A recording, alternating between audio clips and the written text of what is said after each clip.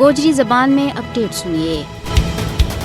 لداخ میں بھارت اور چین کے بچکار حالیہ تصادم جنوبی ایشیا میں مودی حکومت کا جابرانہ منصوبہ گو ایک اور ثبوت ہے۔ مودی کی بالادست ذہنیت اس حقیقت تے اور بھی باندھے ہو گئی ہے کہ بھارت کا اپنا تمام تر گوانڈی ملکوں کے نال تنازع چل رہی ہے۔ لداخ میں بھارتی اور چینی فوجی کمانڈراں کے بچکار مذاکرات کو تازہ ترین دور بغیر کسی نتیجہ کے ختم ہو گیا ہے، جڑو اتار نہ تقریباً 8.5 گھنٹہ تک جاری رہی ہو۔ یہ اکٹھ بھی حسب معمول بھارت کی ہٹ درمی اور غیر حقیقی مطالبات کی وجہ سے بے سود ثابت ہوئی۔ چین کے مطابق بھارت غیر معقول اور غیر حقیقت پسندانہ مطالبات پر سخت زور دے رہی ہے، جس سے مذاکرات میں مشکلات بڑھتی جا رہی ہیں، جبکہ سرحد پر کشیدگی کو اصل وجہ بھارت کو چینی سرزمین پر قبضہ کے واسطے لینڈ عبور کرنا ہے۔ پیپلز لبریشن آرمی کا ترجمان نے کیا کہ چین قومی خود مختاری کا تحفظ کا اپنا عزم پر قائم ہے اور بھارت نہ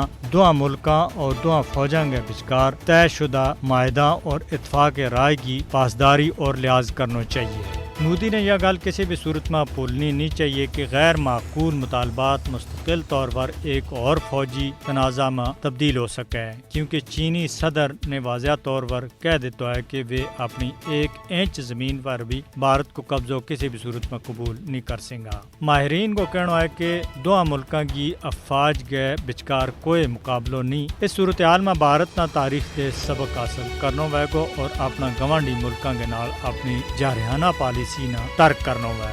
RSS کی حمایت یافتہ بھارتی حکومت کی توسیع پسندانہ پالیسی ہندوتوا کا شدت پسند اور بالادست نظریہ کے اوپر مبنی ہے، جڑی علاقائی امن سلامتی اور استحکام کے واسطے ایک مجھ بڑو خطرہ بن چکی ہے۔ مودی حکومت کی مقبوضہ جموں کشمیر میں 5 اگست 2019 کا غیر قانونی کارروائیاں دے یہ گل ثابت ہے کہ علاقائی امن بھارت کے واسطے بہت زیادہ ضروری ہے۔ عالمی برادری نہ بھارت نہ نفرت انگیز ہندوتوا پالیسی نہ اگے پھیلاؤن دے روکنا چاہیے۔